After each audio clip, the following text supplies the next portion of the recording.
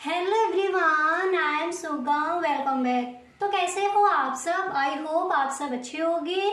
स्वागत है आप सभी का आपके अपने एसपी स्टडी यूट्यूब चैनल पर। तो गाइस, आज हम आपके लिए इस वीडियो में लेकर आए हैं सोशियोलॉजी के कुछ इंपॉर्टेंट क्वेश्चंस जो इस बार के बोर्ड एग्जाम के लिए इंपॉर्टेंट है। उन सारे प्रश्नों को आज हम इस वीडियो में कवर करने वाले हैं, तो आप इस वीडियो को पूरा देखें। वीडियो को आपको बिल्कुल भी स्किप नहीं करना है, ठीक है।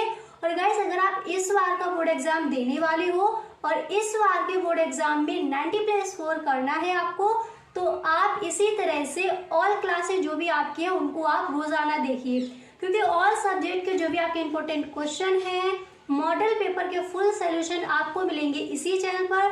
तो गाइस, अगर आपने अभी तक इस चैनल को सब्सक्राइब नहीं किया है तो आप इस चैनल को सब्सक्राइब कर लीजिए एंड बेल आइकन को भी प्रेस कर देना, ताकि वीडियो की जो भी नोटिफिकेशन हो वो सबसे पहले आपके पास पहुंचे। ओके, तो चलिए बिना टाइम वेस्ट के वीडियो को स्टार्ट करते हैं। तो यहाँ पर देखिए गाइस, जो आपके इम्पोर्टेंट क्वेश्चन है समाजशास्त्र में, उनको यहाँ पर हम आज देखेंगे, ठीक है। जो क्लास 12 के स्टूडेंट्स हैं उनके लिए ये वीडियो बहुत ही हेल्पफुल होने वाला है।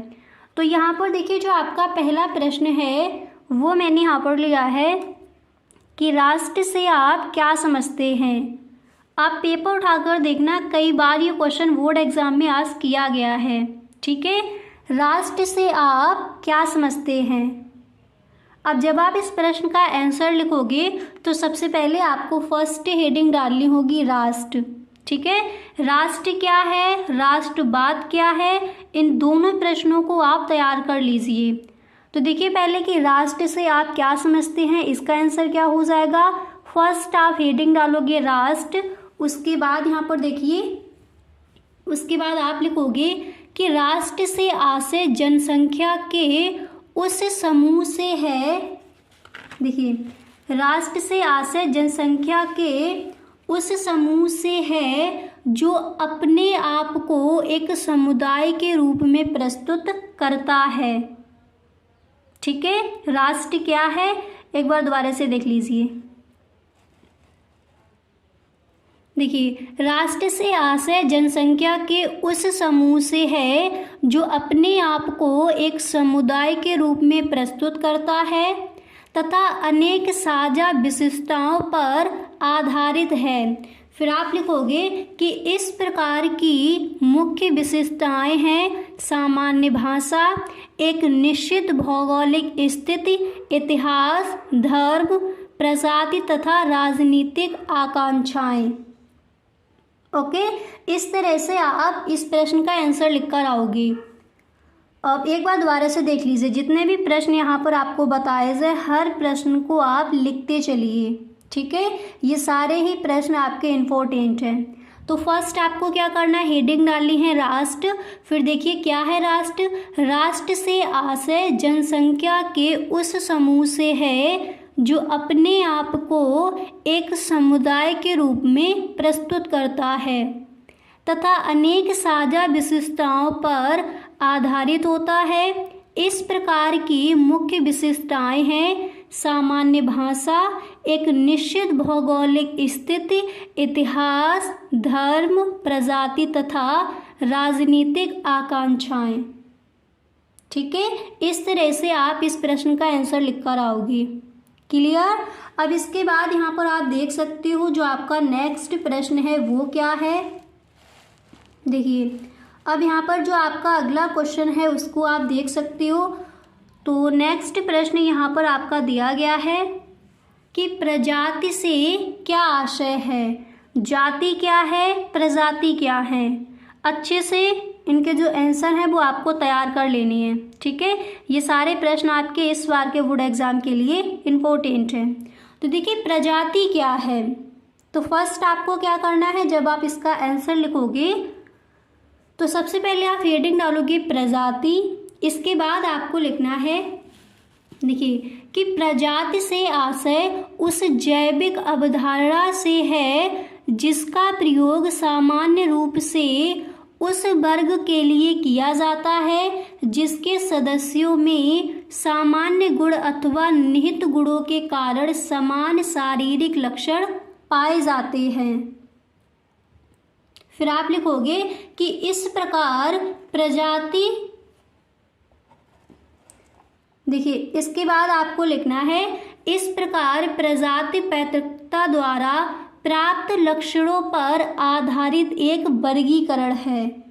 ठीक है, इस तरह से आप इस प्रश्न का आंसर लिखकर आओगे। अब एक बार दोबारा से पढ़ लीजिए कि प्रजाति आखिर है क्या।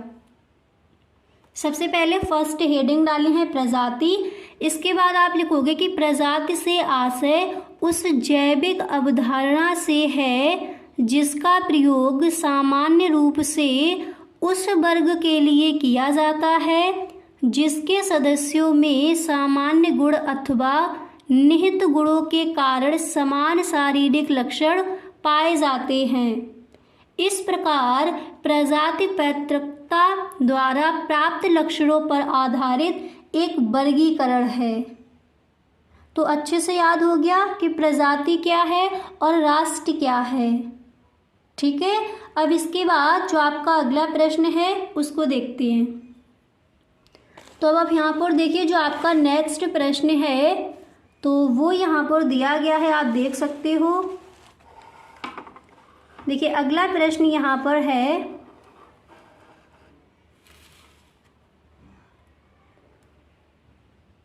जो आपका नेक्स्ट क्वेश्चन है तो वो है कि समाज के अल्पसंख्यक वर्ग से क्या आशय है।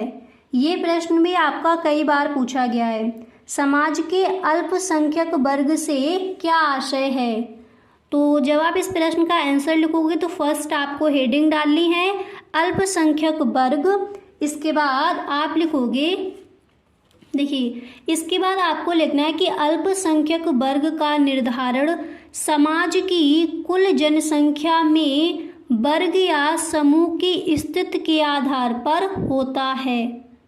जिन समूहों का कुल जनसंख्या में न्यून प्रतिनिधित्व है उन समूहों को अल्पसंख्यक वर्ग कहा जाता है। इसके बाद आप लिखोगे कि व्यवहारिक रूप से समाज में जिस धर्म या जाति के सदस्यों की संख्या बहुत कम है वे अल्पसंख्यक हैं। तो समझ आ गया कि अल्पसंख्यक वर्ग क्या है। अब एक बार दोबारा से इस प्रश्न का आंसर आप देख लीजिए और यहीं पर आपको इन सारे प्रश्नों के आंसर याद कर लेने हैं। ठीक है, तो देखिए समाज के अल्पसंख्यक वर्ग से क्या आशय है। तो जब आप इस प्रश्न का आंसर लिखोगे तो फर्स्ट आपको यहाँ पर हेडिंग डालनी है अल्पसंख्यक वर्ग। ठीक है, फिर आप लिखोगे कि अल्पसंख्यक वर्ग का निर्धारण समाज की कुल जनसंख्या में वर्ग या समूह की स्थिति के आधार पर होता है। इसके बाद आपको लिखना है जिन समूहों का कुल जनसंख्या में न्यून प्रतिनिधित्व है उन समूहों को अल्पसंख्यक वर्ग कहा जाता है। इसके बाद आपको लिखना है कि व्यवहारिक रूप से समाज में जिस धर्म या जाति के सदस्यों की संख्या बहुत कम है वे अल्पसंख्यक वर्ग हैं। ठीक है, इस तरह से आप इस प्रश्न का आंसर लिखकर आओगे। अच्छे से समझ आ गया। अब इसके बाद नेक्स्ट देखते हैं। तो गाइस यहाँ पर आपने समझ लिया कि राष्ट्र क्या है, प्रजाति क्या है, अल्पसंख्यक वर्ग हम किसे कहेंगे। राष्ट्र क्या था, राष्ट्र से आशय जनसंख्या के उस समूह से है जो अपने आप को एक समुदाय के रूप में प्रस्तुत करता है तथा अनेक साझा विशेषताओं पर आधारित है। इस प्रकार की मुख्य विशेषताएं हैं सामान्य भाषा, एक निश्चित भौगोलिक स्थिति, इतिहास, धर्म, प्रजाति तथा राजनीतिक आकांक्षाएं। इसके बाद प्रजाति क्या है। ठीक है, तो देखिए सबसे पहले आप हेडिंग डालोगे प्रजाति, फिर इसका आंसर आपको इस तरह से लिखना था कि प्रजाति से आशय उस जैविक अवधारणा से है जिसका प्रयोग सामान्य रूप से उस वर्ग के लिए किया जाता है जिसके सदस्यों में सामान्य गुण अथवा निहित गुणों के कारण शारीरिक लक्षण पाए जाते हैं। इस प्रकार प्रजाति पैतृकता द्वारा प्राप्त लक्षणों पर आधारित एक वर्गीकरण है। इसके बाद आपका नेक्स्ट प्रश्न था कि समाज के अल्पसंख्यक वर्ग से क्या आशय है, तो वो यहाँ पर आपने समझ लिया। ठीक है, तीनों प्रश्न अच्छे से याद हो गए, इनके जो आंसर हैं। अब इसके बाद यहाँ पर देखिए जो आपका नेक्स्ट प्रश्न है वो यहाँ पर क्या दिया गया है उसको देखते हैं। ठीक है, तो यहाँ पर आप देख सकते हो जो आपका अगला प्रश्न है, देखिए यहाँ पर जो आपका नेक्स्ट प्रश्न है तो वो यहाँ पर दिया गया है। प्रश्न को पढ़िए कि सांस्कृतिक विविधता से क्या आशय है। सांस्कृतिक विविधता से क्या आशय है, इस प्रश्न का आंसर क्या हो जाएगा। तो जब आप इस प्रश्न का आंसर लिखोगे तो सबसे पहले यहाँ पर आपको फर्स्ट हेडिंग डालनी है सांस्कृतिक विविधता। इसके बाद आप लिखोगे कि सांस्कृतिक विविधता से आशय। ठीक है, इतना लिखने के बाद अब यहाँ पर देखिए उतना लिखने के बाद फिर आप लिखोगे कि उस स्थिति से है जब किसी देश या क्षेत्र में एक ही समाज पर अनेक सांस्कृतिक विशेषताएं पाई जाती हैं। ठीक है, इसके बाद यहाँ पर आप लिखोगे कि सांस्कृतिक विविधता वाले समाज या देश में रहन सहन, खान पान, धार्मिक, भाषागत एवं भौगोलिक विचारधाराओं तथा कलाओं की पर्याप्त विविधता पाई जाती है। ठीक है, इस तरह से आपको इस प्रश्न का आंसर लिखकर आना है। क्लियर, यानी जब किसी देश या क्षेत्र में एक ही समाज पर अनेक सांस्कृतिक विशेषताएं पाई जाती हैं, सांस्कृतिक विविधता वाले समाज या देश में रहन सहन, खान पान, धार्मिक, भाषागत एवं भौगोलिक विचारधाराओं तथा कलाओं की पर्याप्त विविधता पाई जाती है। इस तरह से आप इस प्रश्न का आंसर लिखकर आओगे। ठीक है, अब इसके बाद यहाँ पर नेक्स्ट प्रश्न देखते हैं। तो यहाँ पर आप देख सकते हो जो आपका अगला प्रश्न है और ये आपका very very most important question है इस बार के बोर्ड एग्जाम के लिए। तो देखिए प्रश्न क्या है कि धर्मनिरपेक्षता से आप क्या समझते हैं। धर्मनिरपेक्षता से आप क्या समझते हैं। तो देखिए जब आप इस प्रश्न का आंसर लिखोगे तो फर्स्ट आपको हेडिंग डालनी है धर्मनिरपेक्षता। ओके, इसके बाद आपको यहाँ पर लिखना है, आप देख सकते हो कि धर्म निरपेक्षता से आशय जीवन के विभिन्न क्षेत्रों में धर्म पर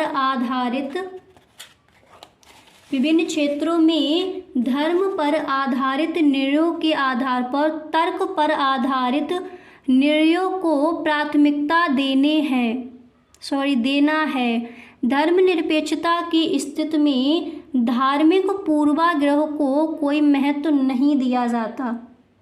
ठीक है, तो इस तरह से आप इस प्रश्न का आंसर लिखोगे। समझ आ गया धर्मनिरपेक्षता क्या है। अब यहाँ पर देखिए ये आपको थोड़ा छोटा करके बताया गया है क्योंकि ये जो आप प्रश्न देख रहे हो ये है अभी आपके अतलग उत्तरीय प्रश्न। ठीक है, तो देखिए इसका आंसर क्या हो जाएगा कि धर्मनिरपेक्षता से आशय जीवन के विभिन्न क्षेत्रों में धर्म पर आधारित निर्णयों के आधार पर तर्क पर आधारित निर्णयों को प्राथमिकता देना है। धर्मनिरपेक्षता की स्थिति में धार्मिक पूर्वाग्रह को कोई महत्व नहीं दिया जाता। क्लियर, इस तरह से आप इस प्रश्न का आंसर लिखोगे। अब इसके बाद यहाँ पर जो आपका नेक्स्ट प्रश्न है वो क्या है उसको देखिए। तो यहाँ पर जो आपका अगला प्रश्न है तो वो यहाँ पर दिया गया है कि छोटी शोध परियोजनाओं हेतु कुछ समाज शास्त्रीय मुद्दों का उल्लेख कीजिए। ठीक है, क्वेश्चन क्या है आपका, प्रश्न आप देख सकते हो कि छोटी शोध परियोजनाओं हेतु कुछ समाज शास्त्रीय मुद्दों का उल्लेख कीजिए। ये प्रश्न आपका 1-2 बार पूछ लिया गया है बोर्ड एग्जाम में। ठीक है, तो इसको भी आप तैयार कर लीजिए। ओके, 2020 के बोर्ड एग्जाम में ये आपका क्वेश्चन आस्क किया गया था कि छोटी शोध परियोजनाओं हेतु कुछ समाज शास्त्रीय मुद्दों का उल्लेख कीजिए। ओके, तो देखिए इस प्रश्न का जो आंसर है वो आपका क्या हो जाएगा। आप लिखोगे कि छोटी शोध परियोजनाओं हेतु कुछ शोध परियोजनाओं के विषय में निम्नलिखित हो सकते हैं। इस तरह से पहले आपको एक लाइन लिख देनी है, ठीक है।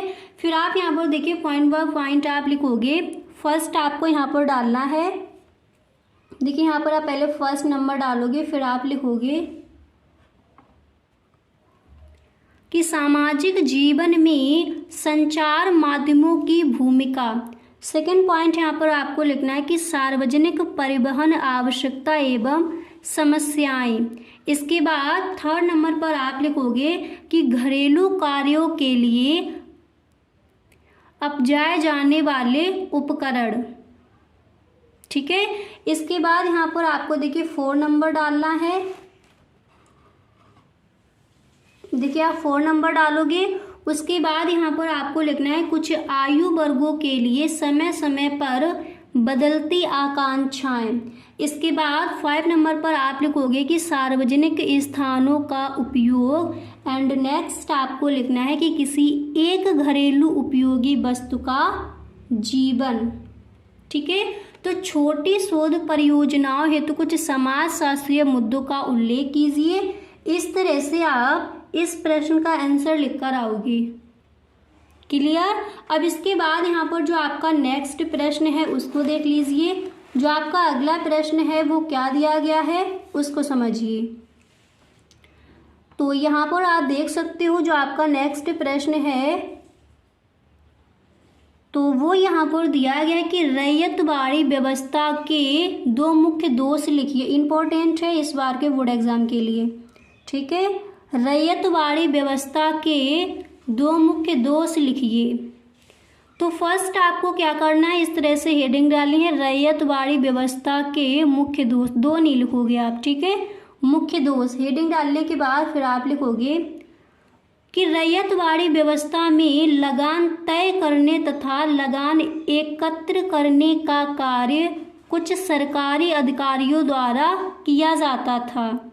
फर्स्ट यहाँ पर पॉइंट डालना है आपको, फर्स्ट नंबर डालना है। फिर आप लिखोगे कि रैयतवाड़ी व्यवस्था में लगान तय करने तथा लगान एकत्र करने का कार्य कुछ सरकारी अधिकारियों द्वारा किया जाता था। इसके बाद आप लिखोगे ऐसे में ये। गाइस, अगर आप अभी तक इस वीडियो में बने हुए हो तो आई होप आपको ये वीडियो पसंद आ रहा होगा। अगर सच में ये वीडियो आपको अच्छा लग रहा है तो आप इस वीडियो को एक लाइक जरूर कर दें। और यदि आप इस चैनल पर पहली बार आए हो तो इस चैनल को सब्सक्राइब कर लेना एंड बेल आइकन को भी प्रेस कर देना ताकि वीडियो की जो भी नोटिफिकेशन हो वो सबसे पहले आपके पास पहुंचे।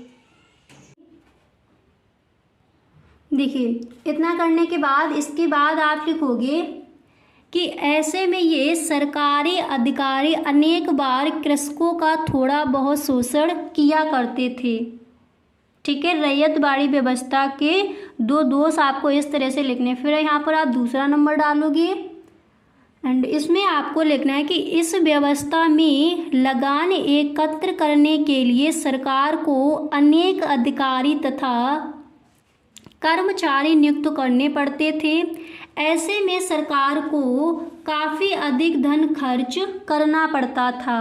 तो ये दोष आपको लिख देने हैं, ठीक है। रैयतवाड़ी व्यवस्था के मुख्य 2 दोष आपके ये हो जाएंगे। इस तरह से आप लिख कर आओगे। एंड इसके बाद यहाँ पर जो आपका नेक्स्ट प्रश्न है, अगला जो क्वेश्चन है उसको देखिए। तो यहाँ पर आप देख सकते हो जो नेक्स्ट प्रश्न है तो वो क्या है, और ये प्रश्न भी आपका कई बार आज किया गया है बोर्ड एग्जाम में, ठीक है। तो इम्पोर्टेंट है, यहीं पर आपको इसको भी याद कर लेना है। तो क्वेश्चन है कि विनिवेश से क्या आशय है, ठीक है। प्रश्न क्या दिया गया है, विनिवेश से क्या आशय है। तो फर्स्ट आपको क्या करना है, आप हेडिंग डालोगे विनिवेश। फिर आप लिखोगे कि प्रायः सभी देशों में मिश्रित अर्थव्यवस्था के अंतर्गत सार्वजनिक क्षेत्र में कुछ संस्थान होते हैं। इसके बाद आप लिखोगे जो मुख्य रूप से सरकार के नियंत्रण में होते हैं। इसके बाद आपको लिखना है यदि सरकार इन सार्वजनिक क्षेत्र के संस्थानों में अपना हिस्सा किसी व्यक्ति या निजी क्षेत्र की कंपनी को बेच देती है तो इसे ही हम विनिवेश कहते हैं। अब एक बार इस प्रश्न के आंसर को दोबारा से देखिए, ठीक है, यहीं पर आपको याद भी कर लेना है। तो विनिवेश क्या है, फर्स्ट आप हेडिंग डालोगे, ठीक है। इसके बाद आप लिखोगे कि प्रायः सभी देशों में मिश्रित अर्थव्यवस्था के अंतर्गत सार्वजनिक क्षेत्र में कुछ संस्थान होते हैं जो मुख्य रूप से सरकार के नियंत्रण में होते हैं। यदि सरकार इन सार्वजनिक क्षेत्र के संस्थानों में अपना हिस्सा और किसी व्यक्ति या निजी क्षेत्र की कंपनी को बेच देती है, इसे ही हम विनिवेश कहते हैं। याद हो गया? इस तरह से आप इस प्रश्न का आंसर लिखकर आओगे। क्लियर? अब इसके बाद यहाँ पर नेक्स्ट देखते हैं। तो यहाँ पर आप देख सकते हो जो आपका अगला प्रश्न है, देखिए यहाँ पर जो आपका नेक्स्ट है तो वो यहाँ पर दिया गया है, आप देख सकते हो।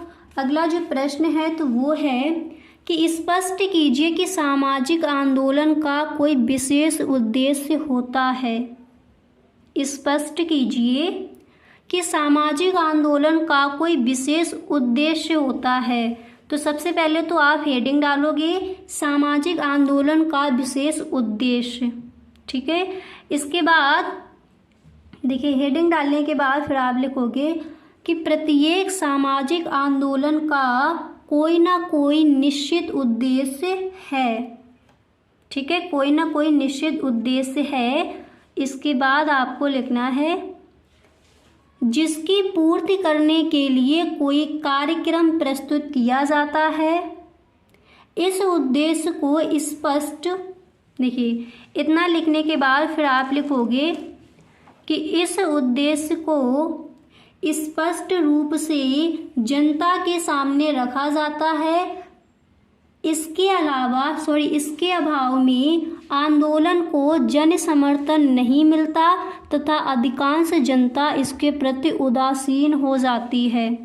अब एक बार इस प्रश्न के आंसर को दोबारा से देखिए। सामाजिक आंदोलन का विशेष उद्देश्य क्या है? देखिए प्रत्येक सामाजिक आंदोलन का कोई ना कोई निश्चित उद्देश्य होता है जिसकी पूर्ति करने के लिए कोई कार्यक्रम प्रस्तुत किया जाता है। इस उद्देश्य को स्पष्ट रूप से जनता के सामने रखा जाता है। इसके अभाव में आंदोलन को जन समर्थन नहीं मिलता तथा अधिकांश जनता इसके प्रति उदासीन हो जाती है।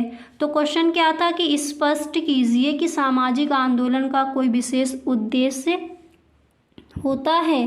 तो आपको इस तरह से ये इसका जो आंसर है वो लिखकर आना है। Clear?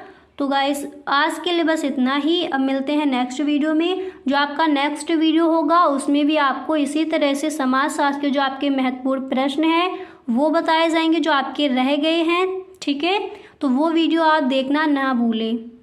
Okay, thank you so much.